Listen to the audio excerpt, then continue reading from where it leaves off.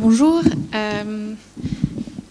Cette intervention sera issue de mon travail de thèse, donc pour laquelle j'ai étudié les techniques de fixation à partir des bases de statues qui ont conservé ces traces, en me fondant sur un corpus de presque 400 monuments, 387 exactement, érigés dans le sanctuaire d'Apollon à Delphes, sur l'acropole d'Athènes, mais aussi un peu plus largement pour avoir plus de matériel archaïque attique, et dans le sanctuaire d'Apollon à Délos.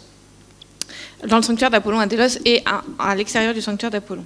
Ces bases ont été conservées en très grand nombre et elles permettent de couvrir un très grand nombre de cas différents sur une longue période.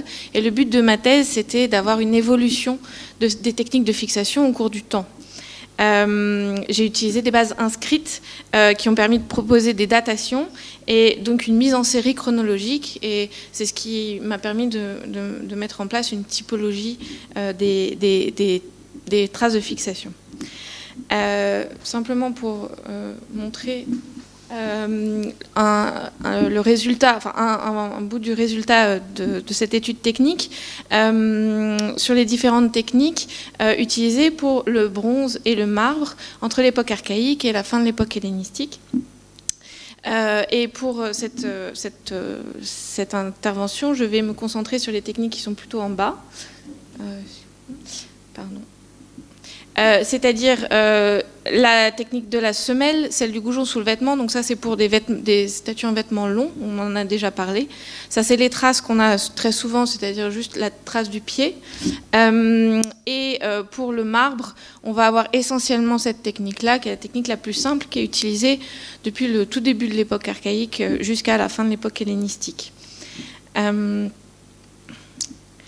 Alors simplement aussi pour vous montrer, donc c'était les schémas que j'ai réalisés et les traces qu'on a sur les bases qui correspondent à ces différentes techniques. Donc ça, on a simplement la plainte insérée dans la cavité. Ici, juste les cavités. Ici, on a cette donc, technique du goujon sous le vêtement. La technique de la semelle avec la trace du pied. Ça, c'est le pied était sur la pointe. Et ça, c'est des techniques plutôt du 5e siècle, de la fin de l'époque archaïque et du 5e siècle, où on a simplement soit un trou sous le talon, comme on l'a vu dans d'autres interventions aujourd'hui, soit deux trous, un sous la pointe, un sous le talon. Alors, je me centrerai ici sur un problème particulier, c'est la question du choix du matériau pour la grande sculpture en ronde-bosse et les évolutions de ce choix des matériaux entre le début de l'époque classique et la fin de l'époque hellénistique. Il sera seulement question du marbre et du bronze parce que ce sont les matériaux pour lesquels je dispose de suffisamment de données. Ce qui est intéressant, c'est que les sources littéraires offrent déjà un certain nombre d'informations de ce point de vue, mais outre que les indications de matériaux ne sont pas systématiques, les sources elles-mêmes sont souvent postérieures à la création des figures et de ce fait ne font pas toujours la part entre les originaux et les copies. Elle se concentre aussi sur les sculpteurs ou les œuvres célèbres et laisse de côté les monuments plus banals qui peuvent nous donner des informations cruciales sur le choix du matériau. Les bases conservées, en revanche, offrent des informations contextuelles très riches. Lorsqu'elles sont en place, ce qui n'est pas toujours le cas, mais lorsqu'elles sont en place, elles indiquent le contexte topographique et architectural de la statue. Quand elles sont inscrites, elles nous donnent toutes les informations sur l'occasion de l'érection du monument, le dédicant, le dédicataire et puis le sculpteur. Lorsqu'elles ont conservé des traces de fixation, elles permettent d'identifier le matériau de la statue, même lorsque cette statue a disparu. Donc c'est un corpus très intéressant pour s'interroger sur cette utilisation des matériaux. Et je m'intéresserai ici, je me centrerai sur la question du contexte. Dans quel contexte on trouve des bases de statues de marbre et dans quel contexte on trouve des bases de statues de bronze. Alors je m'intéresserai d'abord aux évolutions de l'utilisation du marbre à partir de l'époque classique. Avant d'aborder cette question du contexte et de la répartition des matériaux. Et enfin, je m'interrogerai sur un problème qui a surgi dans ma thèse, qui est la résurgence du marbre au IIe siècle avant Jésus-Christ, et essentiellement à Délos. Donc, je vais montrer l'évolution de l'utilisation du marbre sur les bases et essayer de comprendre pourquoi est-ce que ça revient à la basse époque hellénistique. Alors, l'étude des bases archaïques et du début du 5e siècle, notamment de l'acropole d'Athènes, qui avait été menée par Anton Hrubiček et reprise par Catherine Kissling, avait déjà montré que l'une des grandes ruptures du style sévère, c'est le passage du marbre au bronze comme matériau de prédilection pour les statues en ronde bosse. Avec l'essor des bronzes de grande taille au début du 5e siècle, il devient en effet possible de réaliser des statues de la même taille en marbre et en bronze. Et pendant le premier quart du 5e siècle, on a vraiment un développement de ces statues en bronze et de statues de grande taille en bronze. Mais à partir du deuxième quart du 5e siècle, alors la date, évidemment, c'est le point problématique, on est autour de 480 avant, après. Le nombre de monuments ayant porté des statues de marbre en ronde bosse, dans les 3 sites étudiés, donc pas un seul site, dans les 3 sites étudiés se réduit très fortement. Alors qu'à l'époque archaïque, j'avais un pourcentage de base de statues de marbre de plus de 50%.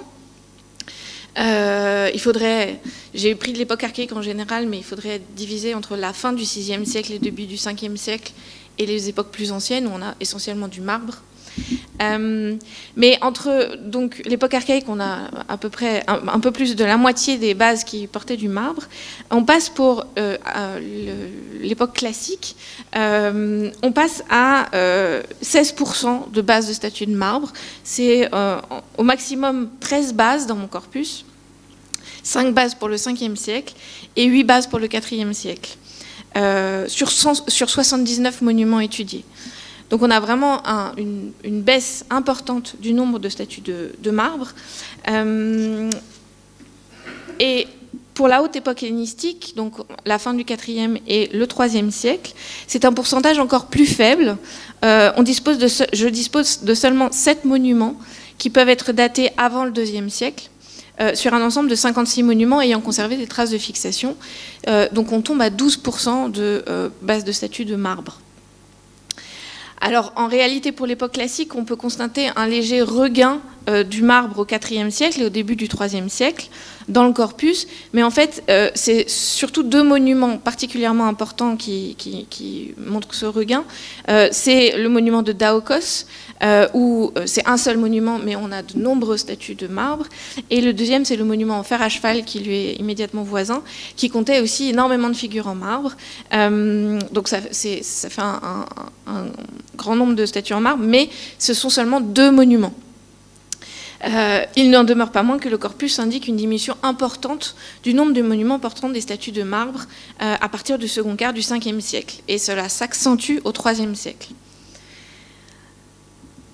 En revanche, à la basse époque hellénistique, dans le corpus, je passe à 23 monuments ayant porté des statues de marbre sur un ensemble de 85 monuments. Donc on passe à 27% de base de statues de marbre pour le 2e siècle et le début du 1er siècle. Or, ils proviennent tous ces monuments proviennent de Délos, et ils sont tous datés, lorsque c'est possible, après 166. Sachant que le corpus pour Athènes n'est pas forcément complet pour l'époque hellénistique, mais c'est très frappant de voir que c'est à Délos, au 2e siècle, qu'on retrouve une résurgence des bases de statues de marbre. On n'est évidemment pas au niveau de la production de marbre, enfin au niveau du nombre de bases de statues de marbre de l'époque archaïque, mais c'est une hausse importante, localisée dans le temps et l'espace. Alors, je me suis intéressée, face à cette différence dans le nombre de bases de statues de marbre et de bases de statues de bronze, je me suis intéressée aux signatures et aux ateliers qui peuvent s'être spécialisés dans un matériau ou un autre. Cette évolution de la spécialisation des ateliers dans la production de marbre est aussi parlante. Parce qu'aux époques où le marbre est couramment utilisé, on trouve des ateliers spécialisés uniquement dans le marbre, Alors que lorsqu'il y a moins de marbre, les ateliers qui produisent quand même des figures de marbre produisent aussi des figures de bronze. Donc on a des signatures sur des bases de statues de marbre et des bases de statues de bronze. Donc grâce à l'examen des bases signées du corpus, allié à l'analyse des textes, mentionnant les matériaux utilisés par certains sculpteurs, il est possible de travailler sur ces pratiques. Alors, à l'époque archaïque, les grands bronzes sont encore rares, même s'ils se multiplient à la fin du VIe siècle. Le matériau de référence est le marbre, quel que soit le lieu d'érection des statues, et les artisans préfèrent plutôt explorer les possibilités de la sculpture en bronze que s'y spécialiser. On n'a pas d'artisans spécialisés dans le bronze à l'époque archaïque, et les premiers artisans spécialisés dans le bronze, c'est au début du Ve siècle, avec le problème, notamment avec Onatas, et le problème de la datation de son travail. Mais on a vraiment une absence de spécialisation dans le bronze à l'époque archaïque qui est assez marquante.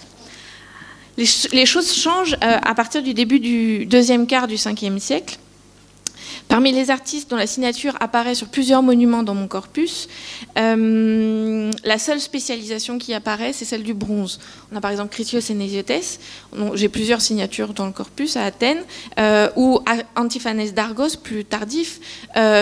Ces deux ateliers ont uniquement travaillé le bronze.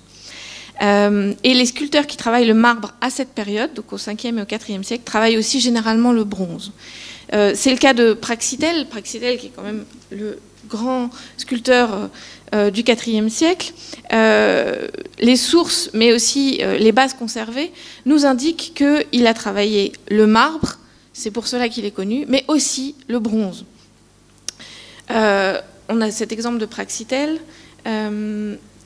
Mais on a aussi plus tardivement, donc au IIIe siècle, un exemple de sculpteur qui a signé plusieurs bases et dont on connaît un peu le travail à Délos, Télésinos d'Athènes. On a sa signature sur une base de statue de marbre à Délos, que vous voyez ici. C'était une base, en fait, on a ce chapiteau, qui est couronnement de base ronde avec sa signature, et on a une cavité d'encastrement pour une statue de marbre. Or, on sait que Télésinos est connu par un décret du début du IIIe siècle à Délos, et il est connu il est remercié pour avoir réalisé une statue en bronze d'Asclépios et une statue peut-être en marbre, le texte n'est pas clair, de Stratonicé. Donc on sait que ce personnage a travaillé le marbre et le bronze. Alors, en tout cas, dans toutes les signatures qui apparaissent sur plusieurs monuments dans mon corpus, je n'ai pas de spécialiste uniquement de marbre. Dans les sources antiques, certains sculpteurs de l'époque classique, apparaissent essentiellement comme des marbriers. C'est le cas, par exemple, d'Agoracrite ou de Scopas, qui sont tous deux originaires de Paros et qui sont célèbres pour avoir travaillé essentiellement le marbre. Mais les sources signalent à chaque fois qu'ils ont au moins chacun réalisé une statue en bronze. Agoracrite en aurait réalisé 2. L'Athéna Itonia et le Zeus qui se trouve dans le temple d'Athéna Itonia à Coroné, et Scopas, l'Aphrodite Pandemos d'Élis. Donc entre le début du 5e siècle et la fin du 3e siècle, on a non seulement une baisse très importante du nombre de bases de statues de marbre, mais on manque aussi de sculpteurs spécialisés uniquement dans le marbre, que ce soit dans les sources ou dans les bases conservées. À partir de la basse époque hellénistique, où on voit réapparaître des bases de statues de marbre, on voit aussi réapparaître des artisans spécialisés uniquement dans le marbre ou attestés uniquement dans le travail du marbre. Dans le corpus, il y a 2 sculpteurs athéniens, Dionysos et Timarchides le Jeune, qui sont bien connus, qui ont été actifs dans la deuxième moitié du IIe siècle. Ils ont signé la base de la statue de Ophélius Ferrus dans la niche 18 de l'Agora des Italiens à Délos. Et ils sont bien connus par ailleurs. Ils appartiennent donc à une dynastie de sculpteurs athéniens représentatifs du début de l'art néo-attique. dont certains membres de cette famille ont travaillé à Rome dès la première moitié du IIe siècle. En effet, Timarchides l'Ancien, qui est peut-être le père de notre Dionysos, a travaillé à Rome et aurait réalisé l'Apollon Cytharède du temple d'Apollon in Kerko, à Rome. Alors, leur généalogie est complexe, mais ces deux sculpteurs, Dionysos et Timarchides, ont réalisé soit ensemble, soit séparément, exclusivement des œuvres de marbre, pour ce pourquoi on a des informations. Le même Dionysos, fils de Timarchides, aurait réalisé avec son frère Polyclès à Rome les statues de Junon et de Jupiter dans leur temple voisin sous le portique d'Octavie, qui étaient toutes les deux en marbre, selon le témoignage de Pline. On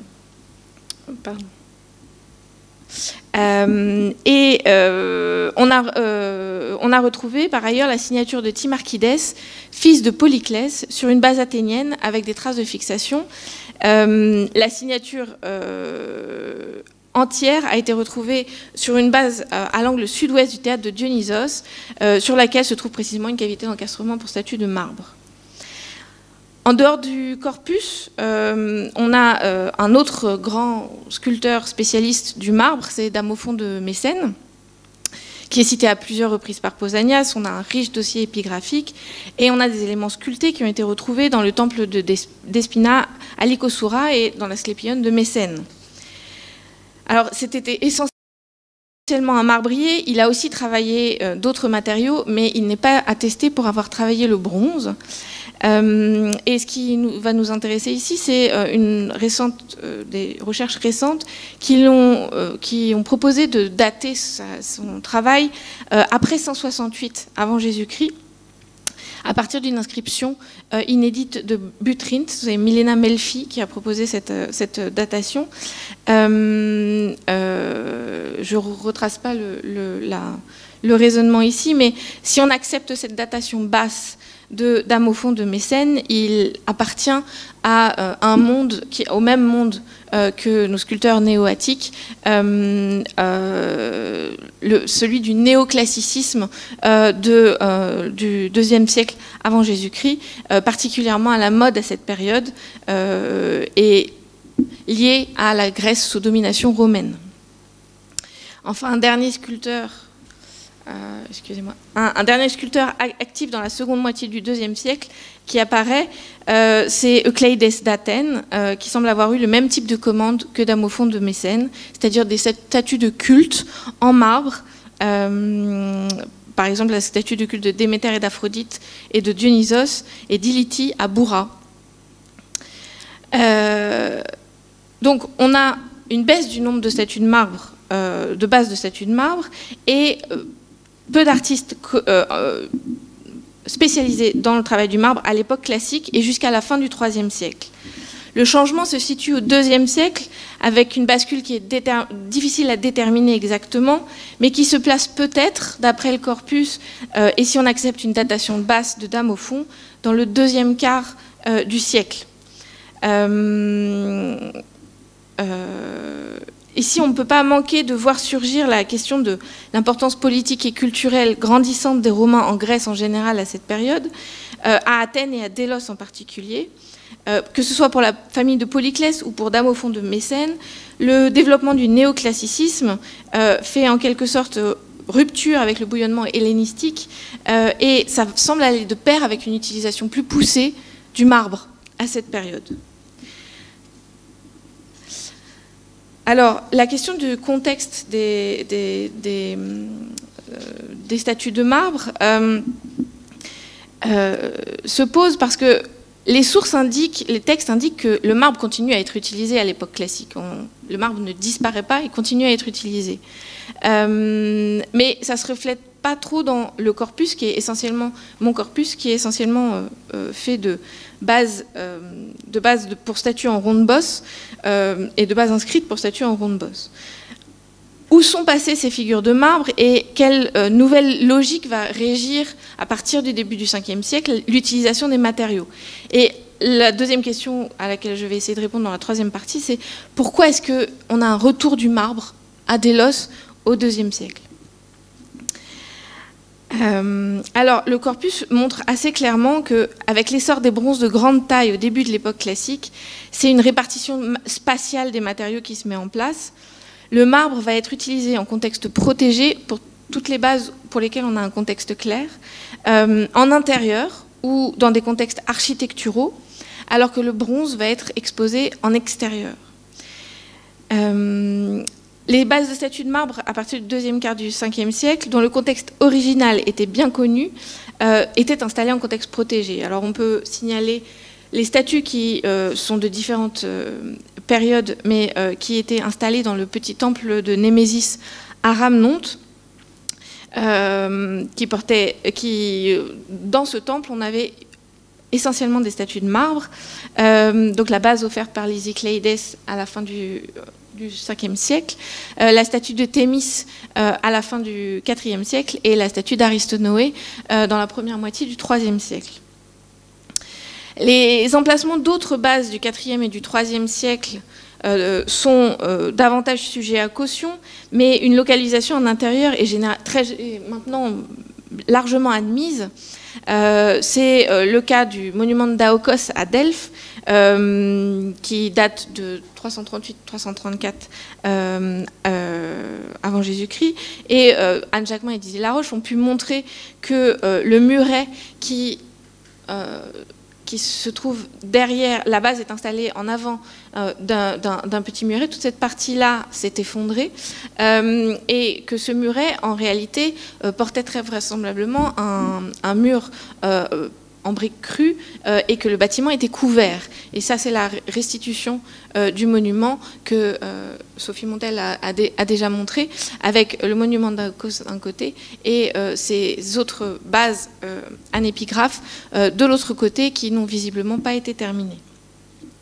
Donc on est ici dans un contexte, dans un bâtiment fermé, et c'est le même type de bâtiment couvert qu'il faut restituer pour le monument en fer à cheval qui est juste à côté, donc qui est une base très grande qui portait un très grand nombre de statues de marbre, et on a aussi un muret qui encadre la base et qui devait porter aussi un mur pour un bâtiment couvert. Donc pour l'époque classique, et le début du IIIe siècle, les bases du corpus qui portaient de façon assurée des statues de marbre étaient installées vraisemblablement en intérieur. Et c'est encore plus vrai à l'époque, à partir de 166, dans la Délos cosmopolite de la seconde domination athénienne, quasiment toutes les figures de marbre et toutes les bases de statues de marbre retrouvées en contexte se trouvaient soit à l'intérieur de monuments, soit sous des portiques, soit dans des niches. Je ne vais pas toutes les nommer, mais on peut mentionner les statues de Cléopatra et de Dioscorides, dont la base se trouvait à l'intérieur de la maison sur un seuil. Donc les figures étaient couvertes au moins par le linteau de la porte. On peut mentionner aussi la statue acéphale de Diodora, qui se trouvait dans le Serapion C, qui est datée du dernier quart du IIe siècle et qui se trouvait de façon certaine dans une niche, puisque l'inscription qui lui correspond se trouve sur un linteau. Sur un linteau. La statue de culte d'Isis aussi était en marbre et se trouvait au fond de la cella de son temple. La statue de Bilienus, bien connue, se trouvait sous le portique d'Antigone, à son extrémité orientale. Je vais prendre un exemple un peu plus précis, c'est celui du bâtiment des Poséidoniastes de Bérytos, parce qu'on a ici plusieurs matériaux, des bases qui portaient des statues de plusieurs matériaux, et on peut travailler sur la localisation de ces monuments. On y a retrouvé des bases de statues, cultuelles, comme la base de la statue de la déesse Rome, mais aussi des bases de statues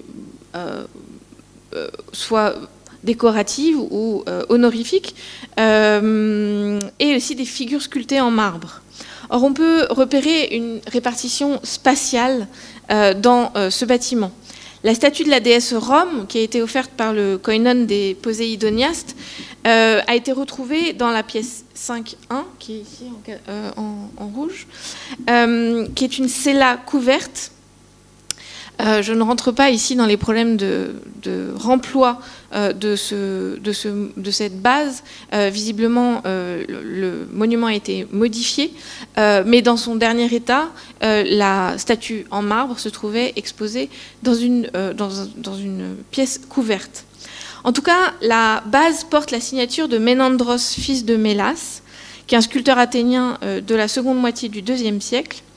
Et la signature de Ménandros se retrouve aussi sur un autre bloc qui portait une statue de Poséidon, c'est là plus au sud, dans le même bâtiment.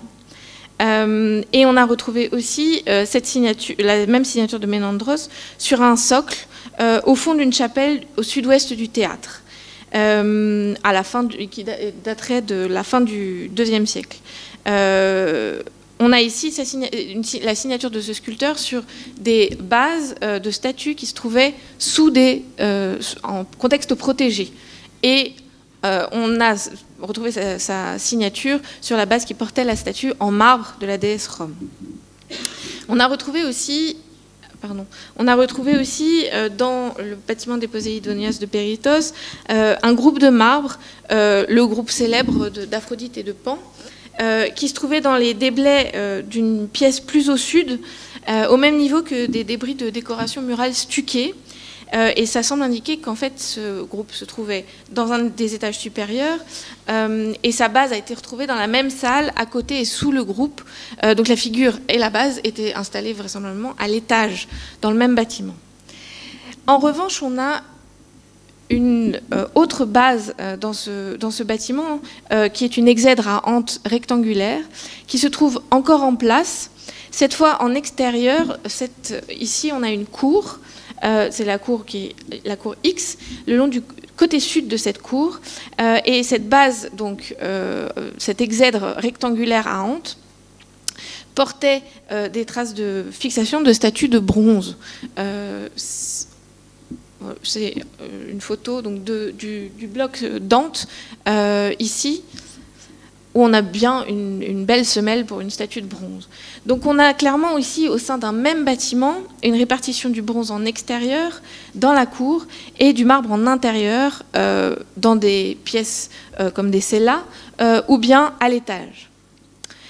Enfin, évidemment, il faut mentionner, mais je vais passer rapidement dessus, l'Agora des Italiens, où l'essentiel de la décoration, l'essentiel des figures et des bases retrouvées les bases portaient des statues de marbre et les figures étaient en marbre. Et il faut très vraisemblablement replacer ces figures dans les niches qui se trouvaient autour de l'Agora des Italiens. Donc elle se trouvait aussi en milieu protégé et couvert. Donc cette répartition du marbre en intérieur et du bronze en extérieur explique que le marbre soit l'un des matériaux de prédilection pour la représentation de figures divines, et notamment pour les statues de culte, avec les matériaux composites qui font intervenir le bois.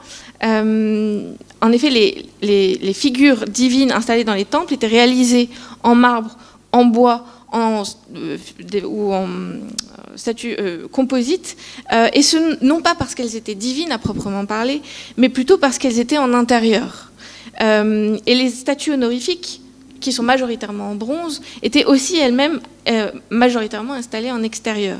Ça explique aussi que des statues de culte aient pu être réalisées en bronze lorsqu'elles étaient exposées en extérieur, comme l'Athénaï Iéia sur l'acropole d'Athènes, où le petit sanctuaire d'Athénaï Iéia était en plein air et la statue était en bronze, ou bien la présence de statues honorifiques en marbre, comme la statue d'Aristonoé dont je vous ai parlé tout à l'heure, dans le petit temple de Némésis à Rhamnonte.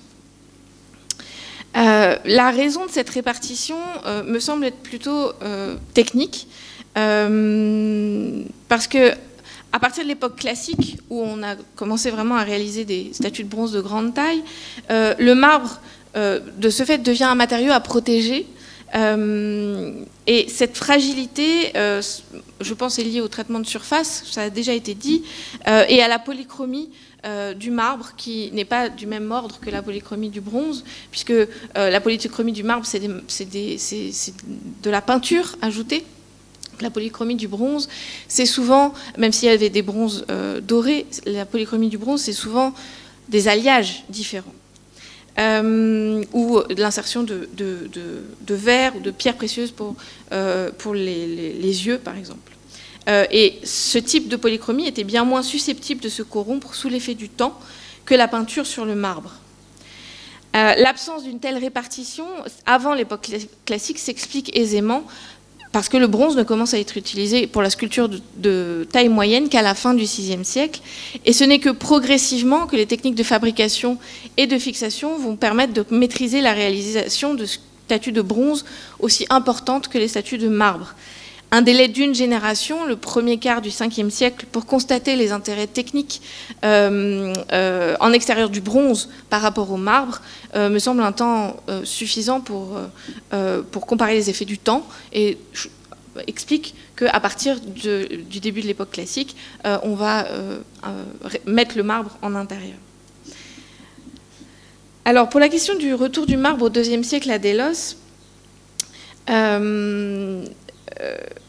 on constate effectivement une importance accrue de cette statuaire de marbre par rapport aux époques précédentes. Ça révèle une évolution dans les pratiques d'exposition des statues, et c'est là-dessus que je voudrais terminer. Je voudrais terminer sur l'idée que le retour du marbre au IIe siècle à Délos est d'abord lié, plutôt qu'à un goût des Italiens ou des élites romanisées de l'île pour le matériau, à un changement dans les contextes d'exposition. On installe de plus en plus les figures en intérieur, dans des maisons privées, dans des contextes protégés comme des portiques, à l'intérieur de niches. On les intègre à des structures architecturales plus vastes. Et c'est pour ça qu'on va utiliser du marbre, y compris pour des figures honorifiques. Je voudrais passer par un retour un peu technique sur la taille des bases et la taille des plinthes entre l'époque classique et la fin de l'époque hellénistique, pour montrer que en fait, la base et la plinthe vont se réduire par rapport à la taille de la statue. Alors même que la statue va être de plus en plus intégrée à à une structure architecturale plus large. À l'époque classique et au IIIe siècle, la plinthe suit largement le contour des pieds et la cavité d'encastrement n'est jamais à moins de 5 cm du bord du lit d'attente. La statue est bien centrée sur sa base et largement installée par rapport à l'espace offert par le lit d'attente de la base. À partir de l'époque hellénistique, mais surtout du IIe siècle, on a un phénomène intéressant qui se développe. Les plinthes sont réduites, elles forment un décrochement autour des pieds et elles sont très étroites par rapport à la figure. Celles-ci occupent un espace de plus en plus important par rapport au lit d'attente de la base, la cavité est de plus en plus proche des bords du lit d'attente. Et c'est tout particulièrement vrai des statues féminines en vêtements longs, qui se mettent à occuper un espace démesuré de la base, du lit d'attente de la base. Par exemple, ici vous avez la statue et la base de Cléopatra et de Dioscorides. On a la cavité d'encastrement qui est à moins de 0,5 cm, enfin à moins de 0,5 cm du bord du lit d'attente à l'arrière. De la même façon, on a ici, vous voyez, le pied de Cléopatra qui était rapporté et qui en fait ne reposait pas sur la plinthe, mais reposait sur la base. Donc il faut supposer que le pied dépassait de la plinthe et était simplement posé sur le lit d'attente. C'est le cas aussi de la statue de Diodora, que je ne vous ai pas mise ici, qui était sur une base encore plus petite que la base de Cléopatra et Dioscorides et qui devait s'insérer dans une niche. de la même façon, un groupe comme le groupe d'Aphrodite et de Pan, les parties hautes du groupe dépassent largement de l'espace dessiné par le lit d'attente de la base, qui est de petite taille. Donc les figures en marbre sont plus fréquemment montées sur des bases offrant un espace d'exposition plus restreint par rapport à leur taille, et ça donne l'impression qu'elles excèdent en quelque sorte leur support. Et en réalité, la base diminue parce que l'espace d'exposition se restreint, soit que la statue soit exposée en intérieur, comme pour Aphrodite et Pan, soit qu'elle soit installée dans une niche, comme c'est le cas de la statue de Diodora. Et c'est une grande différence avec les monuments plus anciens, comme le monument d'Aokos ou le monument en fer à cheval, où les bases prennent toute leur place et les statues sont installées de façon ne dépassent pas de l'espace offert par la base, et le bâtiment lui-même est plutôt un écran, comme le disait Sophie Montel, que la base n'est un décor, que la statue n'est un décor pour le bâtiment. Ici, la statue devient installée dans un monument qui a une autre fonction que d'exposer la statue. Et le développement des niches comme contexte d'exposition n'est pas anodin, puisqu'elles sont prévues pour intégrer les statues à un édifice tout en conservant la cohérence et le caractère unitaire de tout le bâtiment.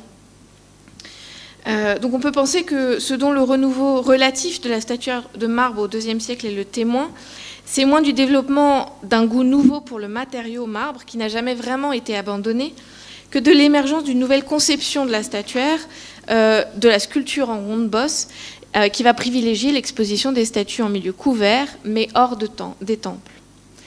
Et parce qu'elles sont incluses progressivement dans des espaces eux-mêmes conçus de façon plus unitaire, les statues de marbre commencent à perdre leur caractère monumental propre pour se fondre dans des programmes plus larges et participer à la monumentalité de l'édifice. On s'avance alors vers une sculpture à caractère un peu plus monumental et plus ornemental, pardon. Et c'est précisément le rôle des niches dans les bâtiments, c'est d'orner un bâtiment qui a une autre fonction que d'exposer des statues. Or, je pense qu'il faut lier cela à l'influence romaine. Le retour du marbre à Délos concerne des figures qui sont pour la plupart datées après 166, au IIe siècle, et pour celles pour lesquelles la datation est plus précise, après 166, donc le moment où Délos est déclaré port franc et placé par les Romains sous tutelle athénienne. Donc on peut lier ces évolutions, en tout cas pour ces bases-là, à l'établissement de la domination romaine sur la Grèce au cours du IIe siècle. Et je voudrais proposer cette idée que l'arrivée des statues grecques dans le butin des généraux romains à la fin du IIIe siècle et pendant tout le IIe siècle, il y a eu une arrivée massive de statues. Ces œuvres étaient prises aussi bien en bronze qu'en marbre, mais d'après les textes, elles étaient d'abord installées dans ou autour des temples, dans des portiques, mais aussi dans les demeures privées des généraux et des riches citoyens, c'est-à-dire dans des contextes protégés. Donc les statues emportées, qu'elles soient en marbre ou en bronze, à Rome, étaient surtout exposées dans des contextes protégés. Et je vous donne simplement cette citation de Strabon sur Lucullus et Mummius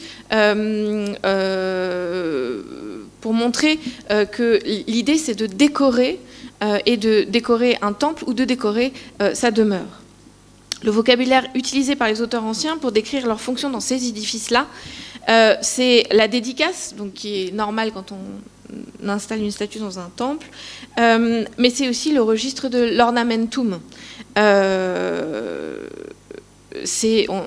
On orne les places publiques, on orne les forums, on orne les portiques. Donc l'usage des niches comme contexte d'exposition signe tout particulièrement cette émergence dans le monde sous domination romaine d'un nouveau type de statue dont la fonction apparaît plus purement décorative. Et c'est, je pense, cette influence-là qu'il faut voir à Délos. On est quand même très tôt dans cette influence romaine. Mais l'idée d'une influence de la conception ornementale romaine de la statuaire sur l'art hellénistique du IIe siècle, y compris d'un point de vue stylistique, a déjà été dégagée par Christian Kunz lorsqu'il s'est intéressé à ce qu'on a appelé le rococo hellénistique. Et il a pu montrer que ce type de sculpture de petite taille, des scènes dionysiaques, érotiques ou des épisodes mythologiques, apparaissent dès la première moitié du IIe siècle à Pompéi, alors même qu'on n'en trouve pas trace dans les maisons hellénistiques de Priene ou de Délos à la même période. Donc on a déjà une adoption une évolution de ce caractère ornemental lié à un choix de la clientèle romaine. À Délos, à cette période, les commanditaires sont souvent grecs. Les Italiens installés sur l'île vont adopter plus nettement le langage sculpté hellénistique en se faisant ériger des statues honorifiques. Mais l'influence ornementale va se faire sentir moins dans le style ou les sujets représentés que dans le type d'exposition choisi. Donc dans des contextes protégés, dans les niches de l'agora des Italiens, dans les maisons privées. Et donc le retour du marbre à Délos dans ce contexte-là, je pense, est allié à cette conception de plus en plus ornementale de la sculpture. Il faut cependant souligner, pour conclure, que les collections romaines du IIe et du 1er siècle avant Jésus-Christ, souvent formées en partie de figures produites en Grèce ou à Rome, spécifiquement à destination du marché romain, et en partie de figures prises, achetées ou volées en Grèce, se sont caractérisées par un grand éclectisme dans les sujets ou les provenances et dans les matériaux. Dans ces conditions, la question du choix du matériau en fonction des contextes d'exposition se posait différemment en Grèce et à Rome ou en Italie à la même période. À Rome et en Italie, la pratique de la sculpture en marbre ou en bronze n'est guère antérieure à l'irruption de la sculpture grecque lors des conquêtes, et c'est probablement une autre politique de choix du matériau qui était en œuvre. Mais il sera en revanche intéressant d'étudier les contextes d'érection des bases et des statues de marbre du IIe et du 1er siècle dans d'autres sites de l'Orient passé sous domination romaine, pour voir si l'importance numérique relative des figures de marbre se confirme et si leurs emplacements peuvent être reliés à des environnements architecturaux spécifiques. Si l'évolution constatée à Délos se confirme, il y aurait là une évolution propre à la statuaire grecque sous domination romaine. En tout cas, en l'état actuel de cette recherche, j'aurais tendance à relier le retour du marbre au IIe siècle à Délos à l'influence romaine, non pas tant par goût des Romains pour le matériau, même si on sait qu'il était rare en Italie, mais bien parce que les conquêtes et l'afflux massif d'œuvres d'art grecques à Rome et en Italie sont à l'origine d'une conception plus ornementale de la sculpture, dont on voit les témoignages à Délos à cette période. Merci.